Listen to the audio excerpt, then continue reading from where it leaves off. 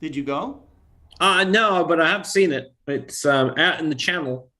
Mm-hmm. But it used to be that the coastal limits were not far enough, and it was actually in international waters. But then the Brits said, "Oh no, we can't have that. We'll extend our offshore limits to include it.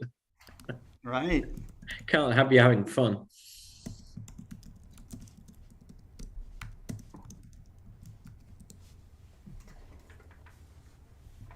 Yeah, Principality of Sealand. Sealand. Yeah. I like it. It's one of the old World War II forts they used for anti-aircraft batteries, and then after the war, they basically were abandoned, and this guy took it over. Yeah. Been trying to reach this guy all day and can't talk to him now. Sorry, Fence. You can't just talk to him. Me and Simon got it here. I'll call him in a minute. Let me take this live first.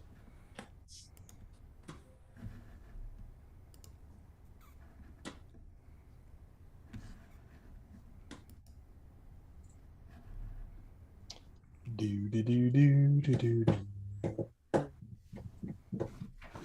See harmonic mounts, Tyler. Everybody's bringing harmonic mounts out. I know, it's ridiculous. Everybody in his dog is Pegasus. We've got Ioptron. I mean, harmonic mounts out. I know, it's Star doing It's the next thing. Yeah, I know. They all want a piece of the pie.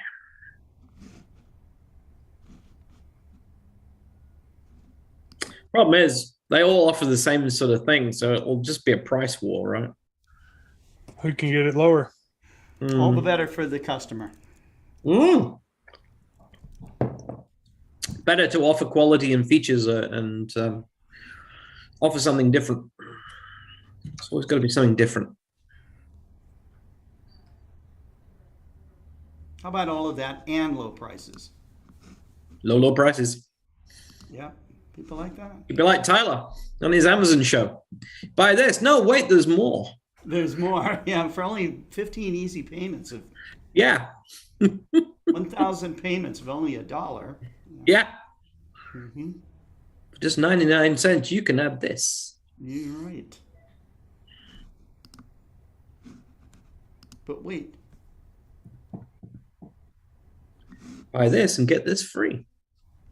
That's where you can get rid of your kids, I like Tyler. it when on TV ads they keep stacking the promotion. You know, you think, okay, yeah, that sounds like a pretty good deal, and they go, no, no, no, yeah, but it's really, you know, it's even better. It's even better. It's even better. And pretty soon you're like, you know, you got 3 cell phones calling in. You're on every webpage they have.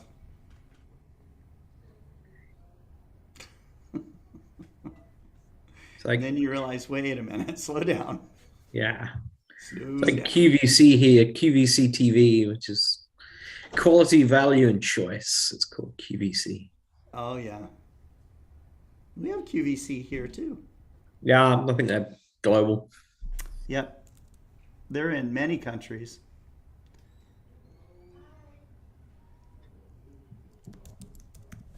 That's how you do it, Tyler. Buy this mount and this telescope and get a kid free. I got 2 kids. I don't need any more. Get a kid for free. Give them away. Trust me. You can't give them away. The problem is they'll eat you out of the house. That's the problem. Yeah, they're not free. Whoever says kids are free are crazy. Mm-hmm. Have kids and pay and pay and pay. Pay until all eternity. Pretty much. Until you are gone and you are dust in the wind. Wow, that was a cheery thought for a Saturday morning. And then you're probably still paying. Yeah. That's all right. Kids are worth it in the end, I guess.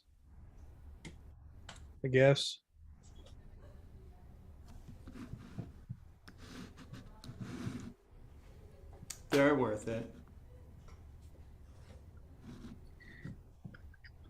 Let's do it to it. 10 seconds. All right.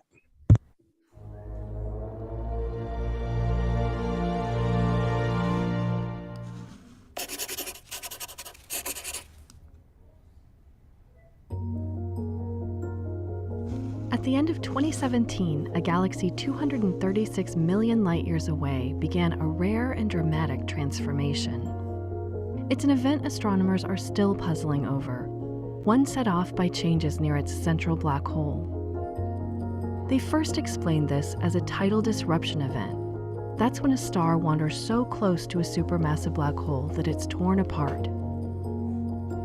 A new study of observations spanning the entire event suggests a different cause. The trigger may have been a flip in the magnetic field in the disk of material around the black hole. The sun's magnetic field reverses polarity every 11 years.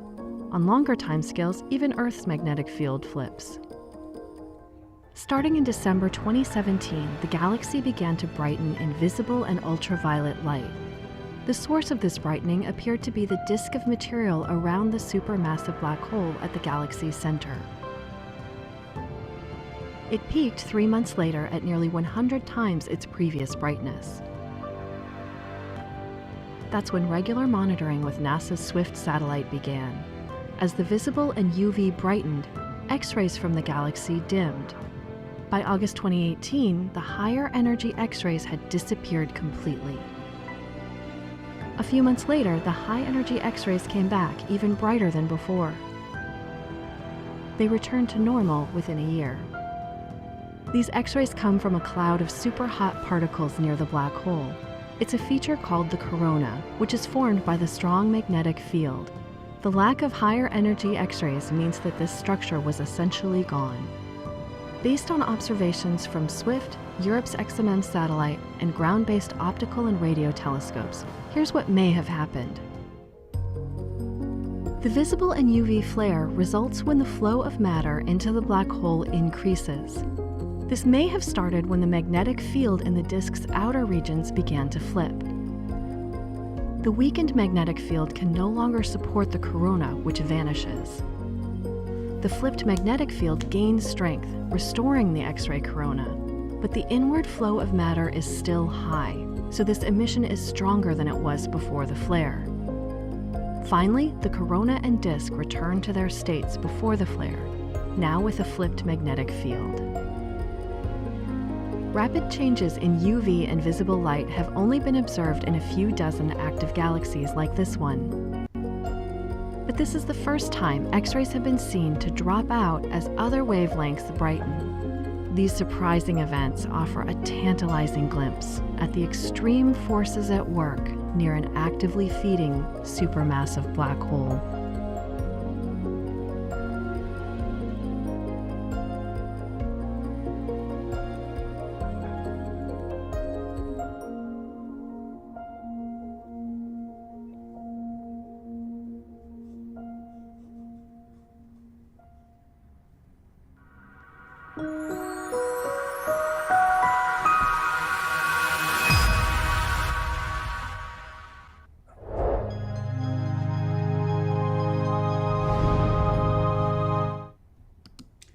Hello, everybody. This is Scott Roberts from Explore Scientific and the Explore Alliance, and it is our 40th episode of Focus on Astrophotography. This week, we've got Simon Lewis from the Canterbury Astronomical Society in New Zealand, and he is on with Tyler Bowman, who's live from his observatory, and they're going to be talking about mounts for astrophotography. Take it away, guys. First and foremost, I hope everybody's doing well. And yeah, my mind just literally just went blank. I don't know why. There's not a lot in there. We know why. We know why. You should have got coffee before the show. That's exactly how you. I should have. Yeah. You are correct. But I'm glad everybody had a chance to stop by and hang out with us. We're doing a little mini part series with Simon, of course. And last Friday we were at the Stars and Sauce, me and Kent. So we're back onto the normal regular schedule until, oh gosh, no, who knows? Whenever. But Simon, we talked last time about DSLRs and cameras, if I remember correctly, mainly about the DSLR aspect and just getting started because everybody has one. Now I think a good introduction would be mounts. You got German equatorial. You got alt-az mounts. You have sky trackers or star trackers, move, shoot, moves. You got little things, big things. The IXOS 100. You got the Ioptron behind you, and it looks like, I'm not sure what's AM5 too. the AM5. You know, starting out for beginners, what would be a good role or a good path just starting out? Because I mean, you'd have to talk about polar alignment, tripods, payload capacities. You know, I guess it just depends. And maybe that's what we need to talk about this episode about, is what's a good starting route for that particular type of mount, or at least helping you choose the correct mount to start with. So yeah, I think we should get started with that topic. What do you think? Yeah, and it's a good point, because if you remember last time we talked about getting your home DSLR, mum, dad's camera, getting out there, maybe buying a tripod, and then setting it up and taking some images of the Milky Way, for example. But yeah, if you remember last time, Tyler, we talked about the 500 rule. So yes. So basically, that little bit of mass tells you how long that you can expose for, and that is really fine for getting going. Because if you're sitting on with a tripod pointing at the Milky Way, that'll give you how long you can expose for. Now, depending on the focal length, that might be 10, 15 seconds, for example, maybe even less. Yeah, because that's great to get going. Yeah. But then what? You want to if you want to expose for a minute or longer. Yeah. Longer, in terms of exposure time, or even longer in terms of how many hours you want to expose, because one of the key tricks is, instead of taking a single image, as we take hundreds of images and then use software to integrate them into a much more detailed image. Yep. So instead of 10 or 15 seconds, you might have some hours of data. So yeah. To do that needs a little bit more technology behind that, because you need to be able to track the stars. So that, I guess, that's the first thing maybe talk about is why does that happen? What do you need? And I got my little stellarium here, so I'll share my screen if I can. Should be able to. I mean, Scott did leave the room, so should be able to. So let's so can you see that okay? Yep. Yeah. So hey, look, this is the northern sky for you guys. And if I just roll you're looking at Polaris here. If I just roll this animation slightly forward, you can see that the sky is rotating around Polaris, and it's rotating around Polaris because that's the northern celestial pole. Yeah. And so you can see there that the sky is rotating. Now, it's like a bicycle wheel. If you're at the center at Polaris, it's not going to move much. But if you're out at the extreme edges of your field of view there, you can see that it's moving quite a lot. Correct. So, and it rotates at 15 degrees an hour. So I'll just stop that. So as it rotates around, you're going to have to follow those stars, particularly if you're at the edges. So correct. There's a number of ways you can do that, and it's quite an advanced. You're starting to move up there in terms of. So I can turn this off now. Stop share. There we go.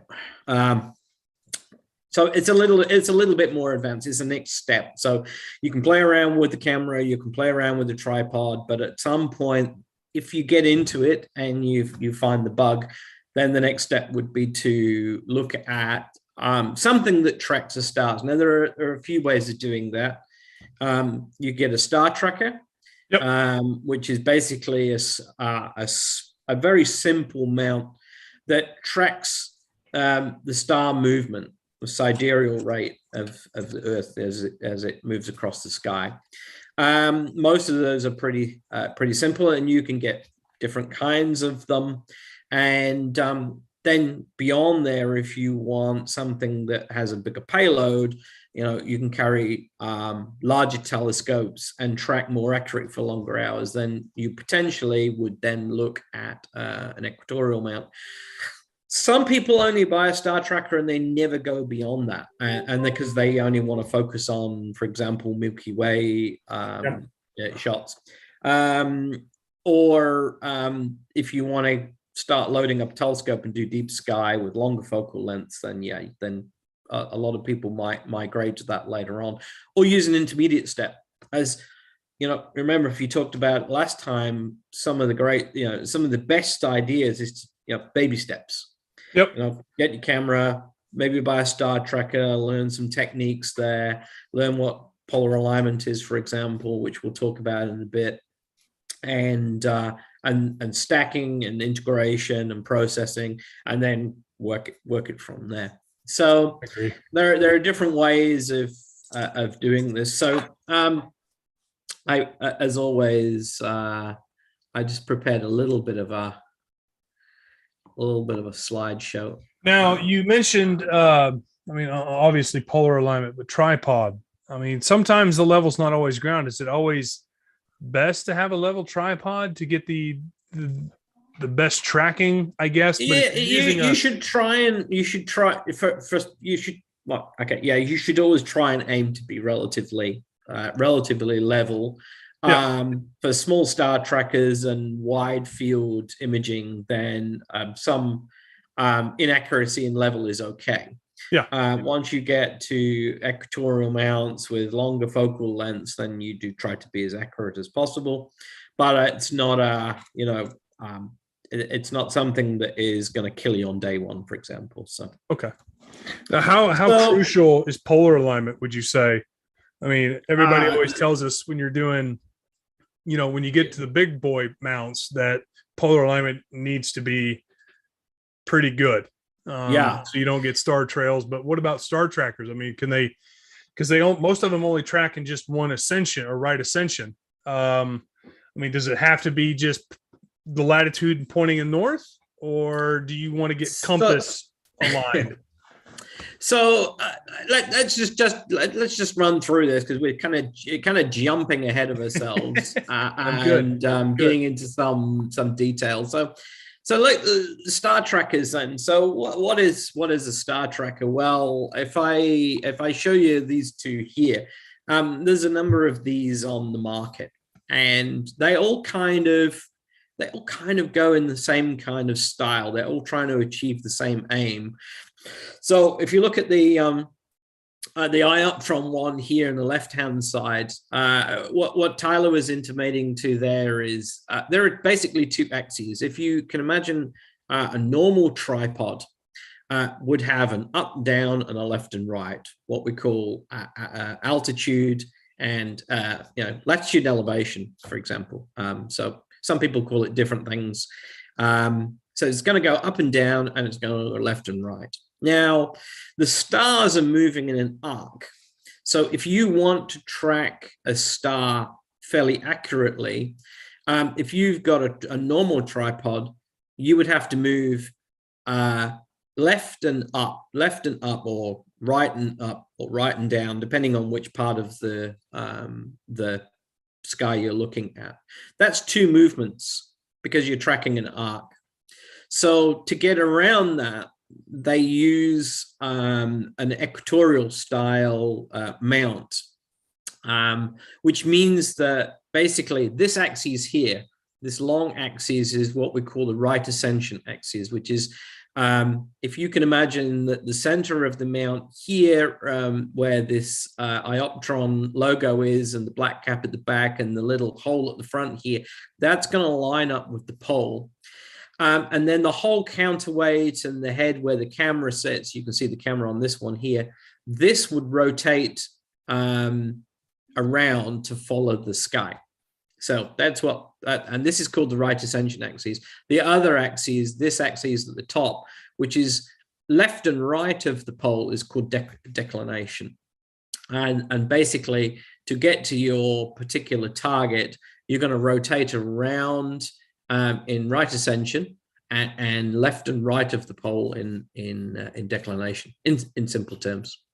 So what you're talking about, Tyler, is if this center axis isn't pointing at the pole, does that matter? And for small amounts and wide field, probably not as much as a very long focal length scope on a big amount. And we can line these up. We'll talk about polar alignment in a little while. But most of these mounts have batteries in them, so you can take them into the field.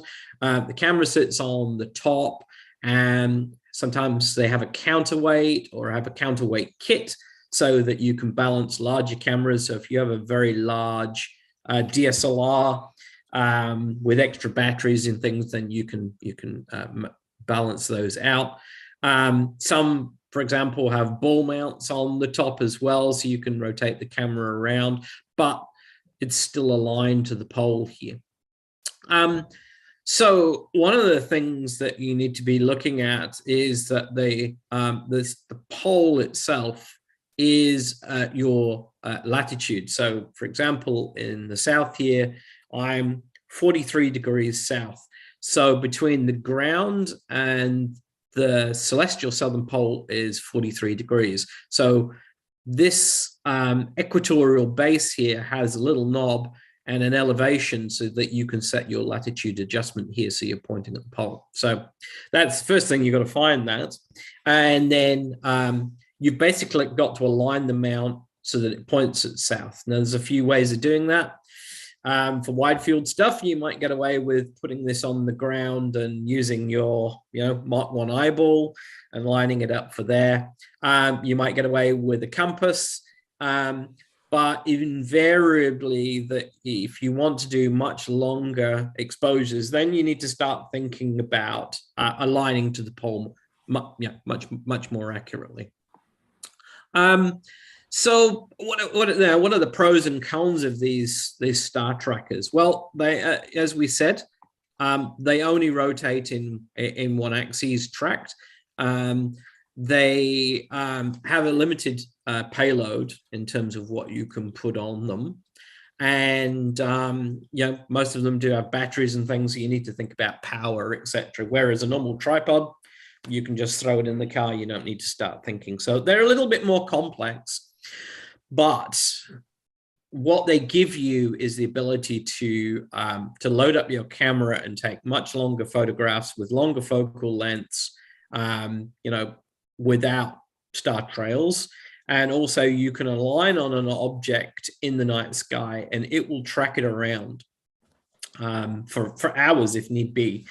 The other thing that most of these scopes here, you can manage maybe 4 or 5 kilos, maybe 10 pounds on these, and that's starting to push it. But most of these mounts will act like a normal telescope mount.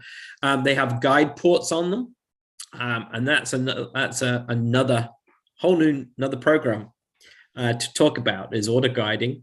And what is auto guiding? Auto guiding means that you have an additional camera mounted on the mount, which is tracking a star, and then will actually speed up or slow down the mount, making very, very minor adjustments to keep the mount very accurately tracking the sky, to reduce star trailing or making teardrop shaped stars. But that's another program. There's another step in the evolution of an astrophotographer. Auto guiding is something that unless you have a very, very high end, very expensive mount, then you're going to need to auto guide. And by the way, those very expensive mounts usually use some form of modeling, which is fairly complex in itself.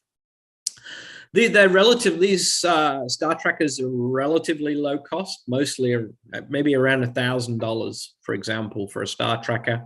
And there are loads of different ones you can get, as you talked about, Tyler. You can get some very simple ones. You can even get ones that are just basically clockwork, for example. They wind them up. So you don't need batteries. You talked about, move, shoot, move. It's just like a little box, allows you to track the sky. Even in creating some kind of movement as it's, you basically use it like a pan head, but it's automated as well. So you can pan across the sky, bring some motion into your images, gives a bit of life to it as well. Most of these mounts, you can get, a matching tripod with it. They're usually not huge payloads on them. And usually, they'll come as different sort of style kits. You can buy the head on its own, or you could buy a head with the counterweights, or the head counterweight and tripod as a kit. They are getting quite, this market is getting quite busy. There's a lot of opportunities here. These are fairly simple one. The Skywatcher here was kind of a first try at it. Ioptron had some early star trackers as well. Then you've got some fairly simple ones as well, like the Clockwork Fornex ones. I think Explore sell the Vixen Polari, Tyler. So I think that's one of those that you guys have got. And that is also just another simple star tracker. Yep. So that mounts on a tripod. You can mount a ball head on the front, line it up with the pole, and then that will drive the camera around. They are starting to get quite complex as well. Some of these are starting to get Wi-Fi enabled, so you can use apps to drive them and line them, change the configurations on them. And the payload's starting to increase on them as well. They're like almost like mini equatorial mounts. So Ioptron have just released a new one, which is the HEM27, which is another sort of Star Tracker style mount, which is a sort of a larger payload. Skywatcher just released one, I think last week as well, which is a similar sort of mini equatorial mount. They're starting to blur the line between Star Tracker and equatorial mount almost. So there's a lot of pros and cons for these things. They obviously only track in one axis. They're not go-to. So when we talk about go-to mounts, you've got a hand controller, you equatorial align them, polar align them, and then you can use the hand controller to say, go to Orion, and the mount will slew because it knows where you are on the ground, it knows the time, it knows the location, and it can calculate where in the sky Orion is. They're really great if you're not super familiar with the sky, particularly as beginners. I know a lot of old hands sort of, pour scorn on them. You should learn how to, get around the sky. And well, some of that is true. If you're not really familiar with, small constellations or smaller objects in the sky, then it can be quite hard to find them. So at least the go-to is useful. So they're a step on the way. They're a step in the evolution, a step in your learning. I would say they're actually quite good value. There's always a good market for these as well as people migrate through from starting with a normal camera, a normal tripod, want to try something different, learning, get the bug a little bit more, buy a star tracker. Some people never migrate beyond the star tracker. They're really happy. And some of them are quite capable. So definitely something to look at. I love my star tracker. I got one behind me and you got my other one behind you. Yep. Which I'm waiting for that one to come back. Oh, were you? Oops. Well, I know you're using it. But yeah, the IXO, I know Skywatcher just came out with or they're coming out with another one. I think it's the Star Adventurer GTI, which it's basically an IXOS 100 in my opinion. But in my opinion, this one's better. And they're kind of evolutions of Star Trackers. They're kind of blurring that barrier between star tracker and equatorial mount. They're kind of filling that gap in between. There are some other alternatives for that as well, so we'll look at those in a bit. So mounting of them, we talked about, they generally come with a tripod, or you can buy a carbon fiber tripod to add to them. Some of them you can even buy lighter weight equatorial mount type tripods to fit to like ioptrons, for example. So if you want to do a little bit more payload, and that's quite useful, because actually the tripod's quite an important piece. That's your stability. So if you get a really flimsy, thin tripod and try and mount this huge camera on it, don't be surprised when it wobbles, or if you've got any kind of breeze, it's going to vibrate. So let's talk a little bit about polar alignment. So as we said, the axes of these need to be lined up with the pole, and let's have a look at how you can achieve that. So why do you need it? You need to be able to have the mount very accurately aligned with the pole, because if you are off either side, then unguided, you're going to increase the star trailing, reduce the time that you can expose before you start to get star trails, and will generally cause you much angst as you try and understand why you're getting poor images. And it's relatively simple to achieve. You can, as I said, you can use your eye. However, that's kind of relatively inaccurate. Humans are not very good at judging distance or angles. You're not going to be able to get it super accurate. You could use a compass. Again, most mobile phones, for example, have a compass in them, or an app that you can actually pull up and use as a compass. They are reasonably accurate, but still not accurate enough. Now, one of the things that these mounts have inside them, so if you can see these little black caps at the back of each of these mounts, some of these mounts can hide what is called a polarscope. Now, what is a polarscope? Polarscope is a little tiny telescope eyepiece that sits through the axes and has a little calibrated scale in there.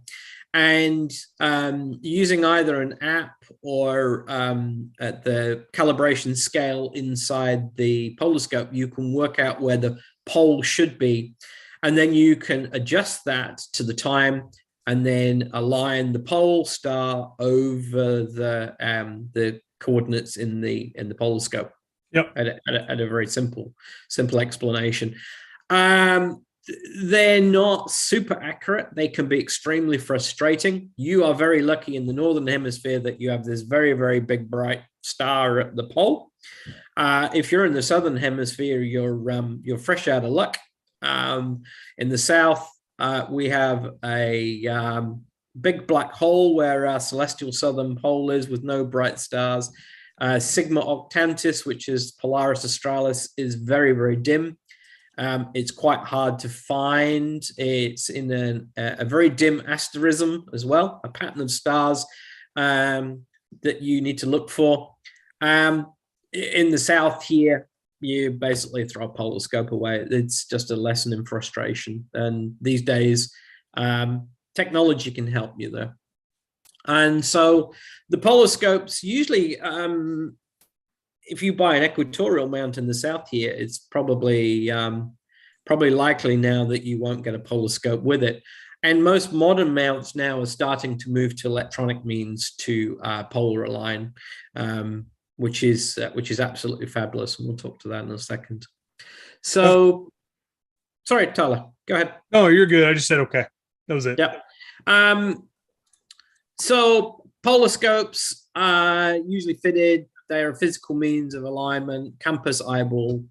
But as we talked about, they're really, really difficult. Now, a lot of these mounts now the Ioptron, for example, here, inside the head of this unit is the later ones. You can add as an accessory an electronic camera, an electronic polar scope.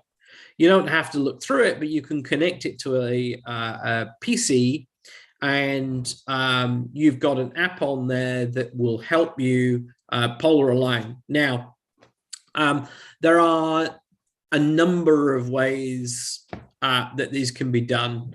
That's iPolar, and that's an integrated part of the Ioptron mounts. There is another one called Polemaster, which is another external camera that connects to a PC, use a bit of software. Invariably, these how they work is you basically are measuring the difference between the pole and the rotation, and it can measure the difference as you rotate the mount, because it's not going to be an arc. The star is going to vary as you rotate the mount. So it's going to measure that. Yeah. And the Polemaster and the iPolar work in similar things. It's pretty much a computer game of put the cross over the dot, and you know, Sort of. there you are, polar aligned. Sort of. It's sort of like that. Kind of. So that, and they're hardware based. You know, you actually have to have a physical camera in the mount, or you have a camera that you basically put onto the front of the mount. So they would fit here. The camera would fit here and look at the pole, or it fits inside. The Skywatcher, you can take off the DSLR and the ball mount, and you can actually replace it with a camera as well. So there are ways and means of doing it. Of However, the downside to that is you actually need some hardware, and you actually need to take an computer on a PC. Yeah. So unfortunately, that's another piece of equipment to take.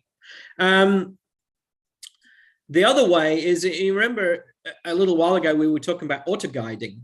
Well, to do auto guiding, then you're going to need a guide camera and a guide scope, which sit on top of the on the scope mount. There is some software. There's numerous packages that actually allow you to use this. One is called SharpCap. It's a cheap piece of software. It's actually an integrated piece. It's actually a capture program. Some people use it for just image capture off a DSLR or cooled cameras, for example, non-cooled cameras, any of the sort of QHYs and ZWO cameras, etc. It supports quite a few of them. It captures those to a PC. Inside that is a piece of software to do polar alignment. And actually, in my opinion, one of the easier pieces of software to use.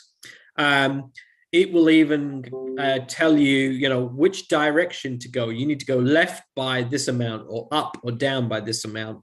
It's actually really, really nice. The SharpCap package is actually a license for that, but it's a relatively low-cost license. I think it's about 15 a year. 15 a year. Yeah, it's not much. Some of the capture packages, so for example, Nina, which is an imaging package, also has polar alignment, and a couple of others have similar things as well in terms of polar alignment tools. Then you can go another step further. If you bring in a separate box and the camera together, you get some kind of hybrid, which is like the ASI Air. ASI Air is a hardware box. It's not software. There is an application that runs on a tablet. It connects to your guide camera, and Tyler's got one there. It's a little box, basically 12 volt powered, and use an application on your phone or your tablet to drive it. That does image capture. It runs everything, autofocus, and will drive the telescope mount as well. Even for star trackers, it will integrate with the star trackers too. And ASI Air has a nice integrated polar alignment feature as well. So I guess the bottom line to this is you can physically align it and be roughly aligned. You can use a compass or a polar scope and get much closer. Yeah. And then you can use software, hardware, or a combination of the both to get much more accurate as well. I will say that a lot of people struggle with polar alignment, but if you use some of the technology, and I really would advise, I know I'll get killed for it, but I would throw away the polar scope. I really would. It's an old way of doing it, and software these days, or the integrated hardware, they're starting to be the norm. Ioptron mounts, for example, they're starting to run the built-in cameras as standard. So rather than the old polar scope, that's a much better way of doing it. Now, what about people that can't see the North Celestial Pole, though? I mean, if you're wanting to do away with polar scopes, I mean, how do you drift align at that point? Yeah, you could drift align, which is basically another way of doing it. Drift aligning on a star tracker is somewhat hard. Drift aligning for an equatorial mount is a little easier. Some of these software now will actually polar align without actually seeing the pole as well. So that's another thing. Like ASI Air, for example, has a polar alignment tool. You don't actually need to see the pole anymore. So they're now starting to get clever because they realize not everybody can see the pole. Exactly. And they're starting to get around that. Things like sharp cap, etc. You can be a little bit away from the pole, but if you're a long way from the pole because it's blocked by a building, then there are some other options. It's called move. I'm kidding. So polar alignment is something that you can test at home, and I would really recommend once you get these mounts, spend some time before you start to do imaging. Really spend some time learning how to polar align, learning how to find you've got the pole star. It's nice and easy. If you're in the south, then you need to spend a bit of time learning how to find south. Using the Southern Cross and the pointers in the south, you can work out where south is. Use a compass, use your phone, etc. There are tools for it. Perfect. Yeah. So let's look at beyond then. So you've got your star tracker.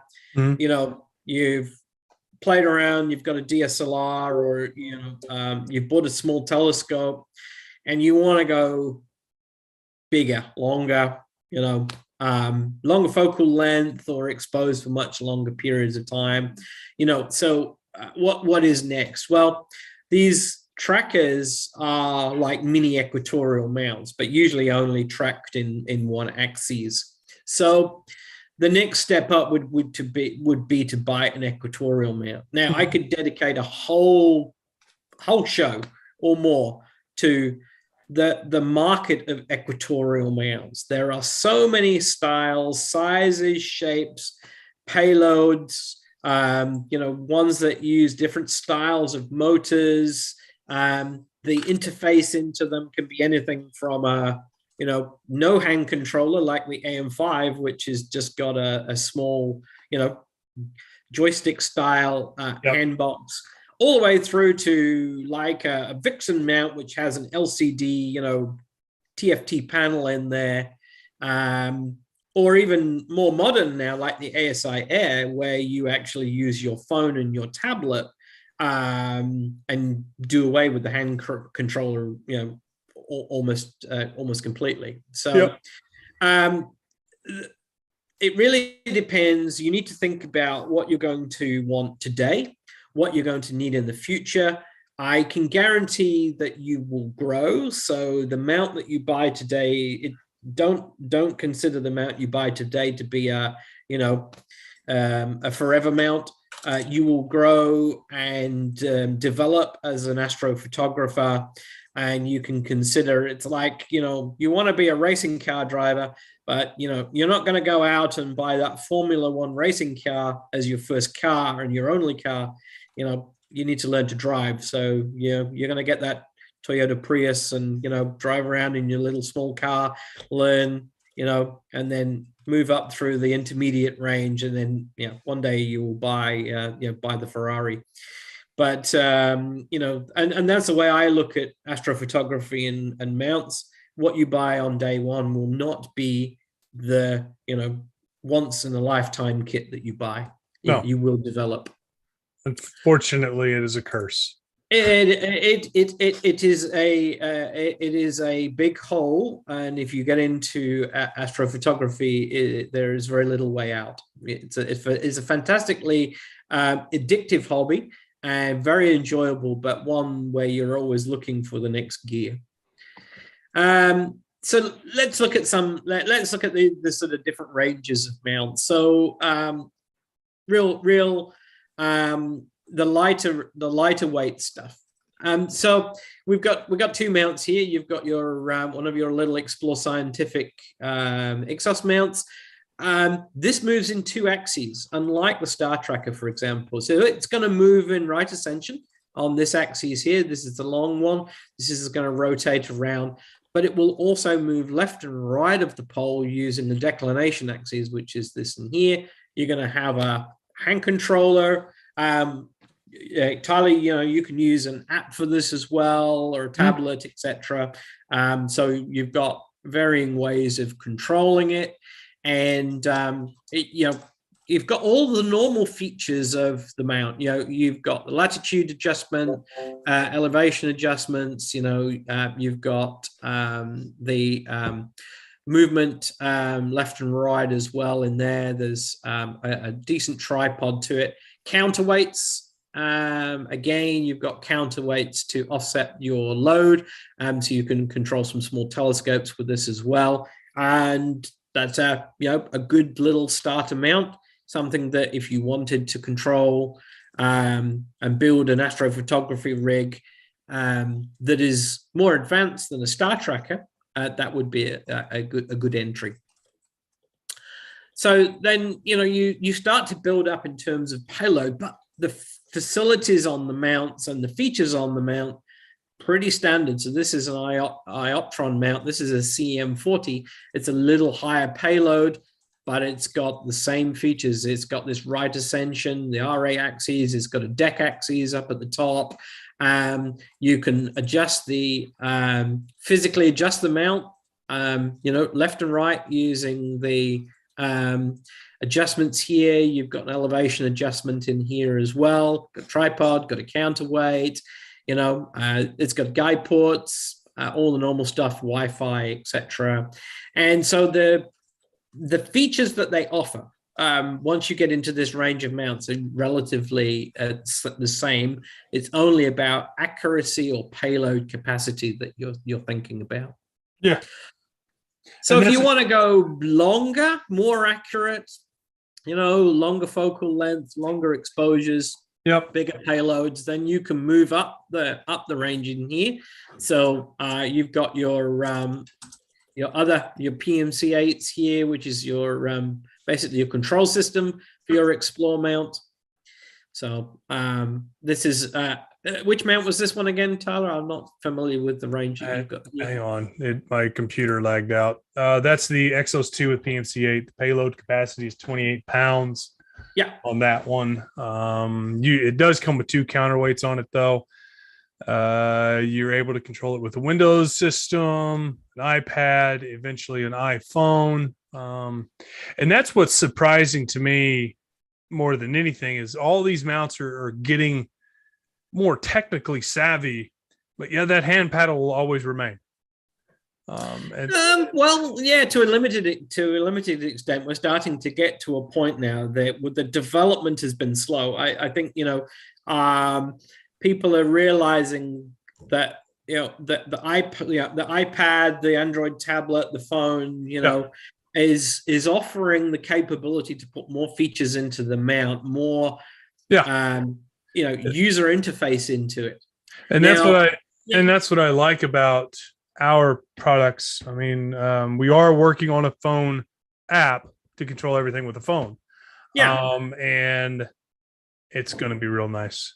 That's all I'm going to say. It's going to be real nice. There is a downside to it. If you're, obviously the more technical features that they put into the mount, the more users have got to grapple with, the ability to load up a tablet app. But most people can use a phone. Most people can use a tablet. Not everyone's got one, and that's the great thing about the market. The market caters for all different styles and shapes of mount. And with astrophotography, it's always evolving, and you're always learning. Yeah, it's just like any other hobby or a trade. I did plumbing and heating and air, and it's always different. It always changes. It seems like every year, because there's always something latest and greatest, whether it be a tool or a way to do something. I mean, you work in IT, and everything's changing, and it seems like every day for you, I'm sure. It is a fast moving market. We've got a lot of companies now that are innovating and understanding that technology, goes beyond just, a camera or some software for integration. It actually is heading all the way back to the mount now. And, look, I that I work for ZWO. I've been heavily involved in the construct of the ASI Air and the AM5 mount. I really think this has gotten to a point now where I could actually throw the hand controller away. Everything is in the box. That sort of evolution has been reached now. I don't need to carry anything more than the mount and my tablet and some power and the camera. The integration, the new Sky Atlas inside ASI Air, it's beautiful. Everything is integrated. It's easy. I really feel now this is, if you're a newcomer to astrophotography, what you're facing and what you have as your tools today as a beginner is fantastic, considering where you were 10 years ago. It really is a complete evolution. So, and I as you say, it will continue to grow. So just looking at these mounts then, so pretty much the same. So you've got your Ixos mount here, again, RA axes, deck axes. You've got all the normal features, you've got your elevation controls, you've got azimuth controls to align the mount with the pole. You got a polar scope on this? Or, yes, it's there. Yep, polar scope through the middle here, we're behind the silver caps. Counterweights, nice sturdy tripod and control system as well. So these, all of these mounts offer the same type of features because that's what we need to actually align the mount, operate the mount, balance it, and carry the payloads. I mean, the only way that you're going to notice, in your opinion, Simon, a noticeable difference is you've hit the nail on the head, is the capacity. I mean, I think of it as a house. The mount is the foundation of the house. Depending on how long you want to do this for, if you have a good idea on how big of a scope you're wanting to go with, and that's why I ended up with the mount I have in the pier in the backyard I can load 60 pounds on there and I'd be fine. Would I want to ever get to 60 pounds? I don't want to, but I know my mount could do it if I had to. We'll get there. Don't worry. Yeah. We'll get there. So I mean, for me, the main things, if you're buying a mount, buy one that you've got enough capacity for now and the next steps. Look for a mount that has a really good tripod and is stable. I've seen a lot of people, they have smaller mounts, load big telescopes up onto them, and then, first breeze, you're going to find it hard to guide. It's going to wobble all over the place. Yep. The other thing is as well, Tyler, you need to think about is what kind of astrophotography you're doing. So if you are doing deep sky astrophotography, long exposure, you will have a very different requirement for a mount than, say, one for doing planetary or lunar. Yep, I agree. You're not going to be auto-guiding there. And but generally, you may be using a longer focal length. Yeah, that is true. You may have a heavy payload, but you don't need to be worried about the accuracy. So there's a question that, since you work with ZWO, do you know when the ASIR Plus will be back in stock? Well, the problem there's no easy answer for that. I'm expecting sometime in June because the challenge has been, as you've known, that China is in lockdown at the moment. They're really struggling with COVID again. That's impacted logistics and component availability. People are working from home, etc. So, but yeah, I'm expecting sometime in early June that they will be back in stock. There is a, my advice if somebody wants one is to go back order one, because you will be in the queue and get one before any stock goes out. I agree. Well, shoot, man, we've already talked for an hour. Holy moly! Yeah. How long we got? Well, 5 minutes. We can shoot through this. So again, this is CM70, same kind of features, just different payloads. Yeah. And then what about hybrids? So we just talked literally about talking about the future. So all of these mounts previously, they're all using counterweights. They're all using either a stepper motor or a servo motor. And that kind of limits the kind of capacity that you can put on them for the size of the mount. Hybrid mounts. There is we were talking about it just before the show. There is a growing market for what we call harmonic drive mounts. Yep. And these are basically ones with harmonic drive gearboxes in them. These provide extremely high torque outputs to drive large loads with tiny, small bodies. And actually, the AM5 here, you can do 13 kilos of payload without even a counterweight, and 20 kilos with a 5 kilo counterweight on there. So if you wanted a small mount for in the field and don't want to carry counterweights around, you want an azimuth equatorial mount, then these mounts are starting to offer reasonably good accuracy for small size packages. They're not as accurate in tracking as a normal equatorial mount using a servo or a stepper. The gearbox is in the current generations don't allow that, but they are more than accurate for a longer focal length scope of 800, 900 millimeters.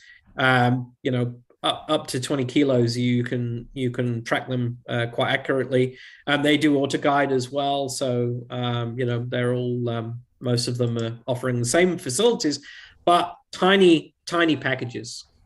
So this is the next generation. These are starting to catch on. There's the ZWO one. There's a Rainbow Astro, Pegasus, Ioptron, Sharp Star. They're all offering these kind of mounts. So in a nutshell, that's kind of a very brief look at the next step. So some people go for the Star Tracker, some people jump and just go for an equatorial mount, but buying an equatorial mount, you need to put some thought into it, and there's a little bit of a step in terms of capability from the user as well. I think everybody eventually buys both in the end. And I think you do. I mean, if you buy a Star Tracker, right, a Star Tracker is really, really good for doing Milky Way photography, sticking your camera on it. It's lightweight, take it to the star party as well as, your equatorial mount. Some people, so like yourself, you don't want to keep setting up a tripod with a big, heavy equatorial mount. You've built a pier. My observatory out back, I have a shed with a roll-off roof, and that has 2 piers in there that are all fixed. Makes it really quick and easy to get going. But these are steps in the evolution of an astrophotographer. You can really start from day one, buy a star tracker, and drive it from there. And then from maybe your star tracker, you buy an equatorial mount. It depends on how big your pockets are, where your interest lies. If you want to do deep sky or planetary, or you want to just stay doing Milky Way. It's horses for courses, but as you say, a lot of astrophotographers will end up with multiple mounts with multiple scopes. Yep. It's a terrible addiction. I'm sorry, we're afflicted. It's better and cheaper than golf. that's sorry, Scott. I said it's better and cheaper than golf. Yeah. No offense to golfers out there, but you got to. I always say if you want to keep your kids off drugs, introduce them to astrophotography. They'll never have any spare cash after that. That's right. So, how's that, Tyler? I mean, that's a step in our line of in our astrophotography series. We can talk about in the future programs. We can talk about what would be the next evolution of cameras. That's the next evolution. God, now you're making me say evolution instead of evolution. Because you got to pick cameras. Right the first time. Yeah. He's pronouncing it correctly. We kind of screw it up. That's why we. So some of the things that we can talk about, and I'm quite happy if any of the viewers have specific topics as beginners that they find confusing or they would like to know more on, then we can dip into those. But I mean, you're on this path as an astrophotographer. You're going through this evolution. You're a good example to buying DSLRs, star trackers, equatorial mounts, cooled cameras, integrated technology. We can talk about auto guiding at some point, autofocus. One of the great things about astrophotography to make life easy, there is plate solving, finding your way around the sky, making it automated, autofocus so that you don't have to worry about changing focus over long periods, auto guiding. We can talk about, telescope mounted computing. One of the things these days, you don't have to have a laptop next to it. You can actually mount the computer onto the telescope. We can talk about, ASIR if you want. We can talk about, a whole broad range of topics. So if people have got a topic they want to talk about. One of the questions that constantly comes up in customer service is integration, because they want to know how to take this product made by somebody else, that we don't make it, right? And this product and that one, and they make it all play together, So I imagine that a lot of customers are calling each company, asking them to talk about these kinds of integrations, and they really don't have the answers because we don't sell ASIRs, for example. No. I know a ton of people use the product on our telescopes, and I know that they, for the most part, play nice. But we don't know what they're doing. They don't know what we're doing, and there's massive phone call where everybody gets on and says, "Hey, we're all moving this way. We're all doing this," because. And I can tell you, I get exactly the,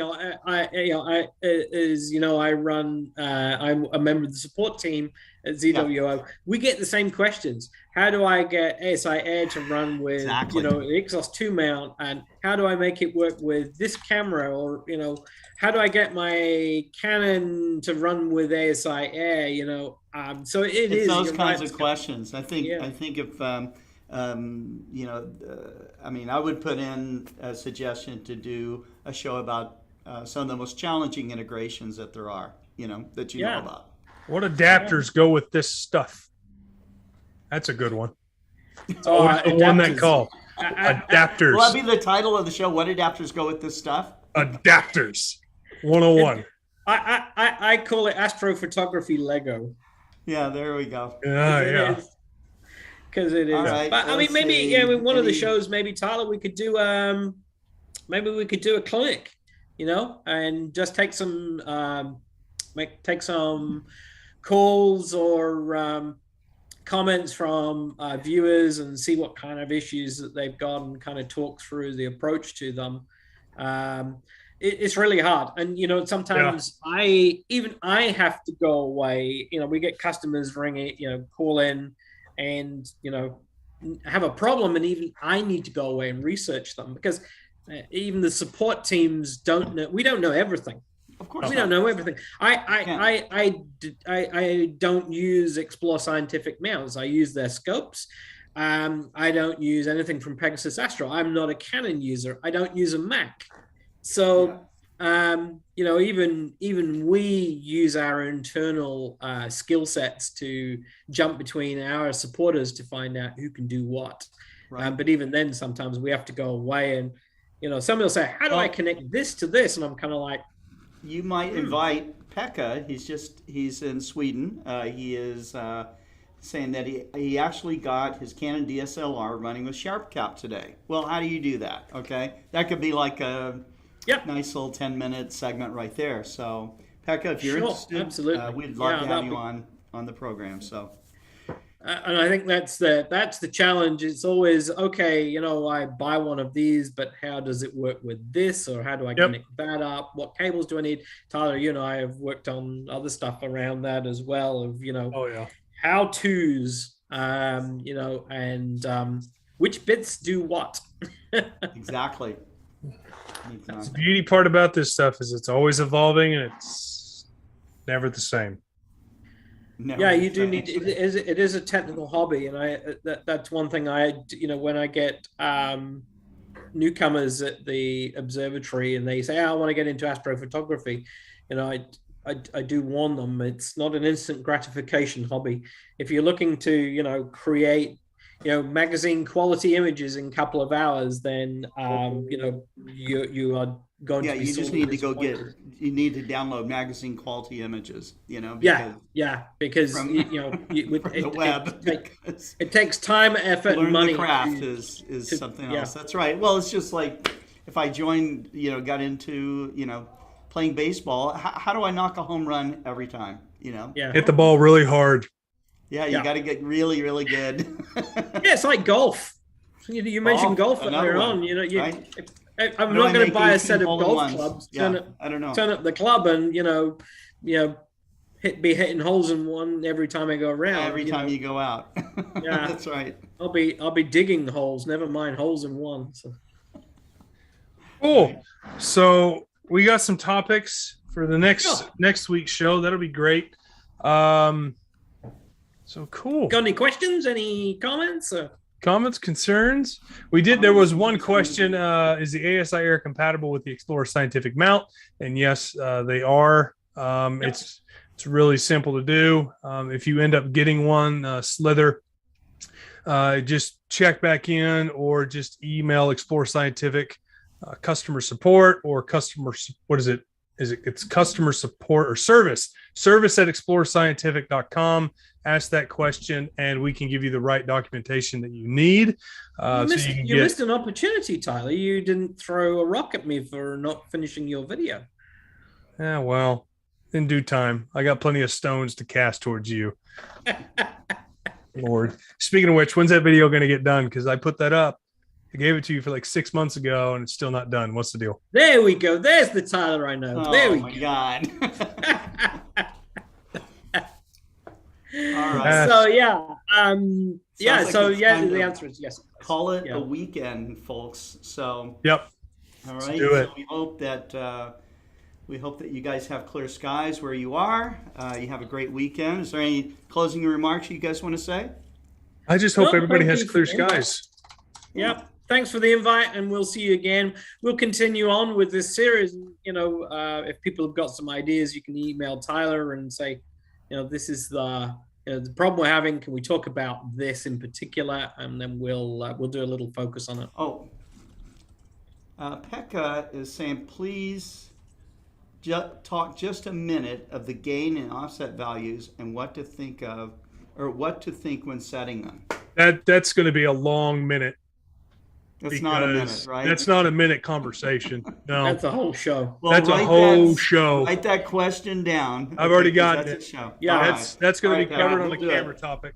We'll do it. Okay. Yep. Yeah, when we talk about cool cameras, we'll talk about gain and offset. So yeah. All right. All right, guys.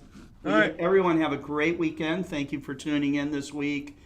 We will have the 93rd Global Star Party next Tuesday night. So we hope to have some great speakers. I know we will. And until that time, you guys, like we always say, keep looking up. Good night. See you guys.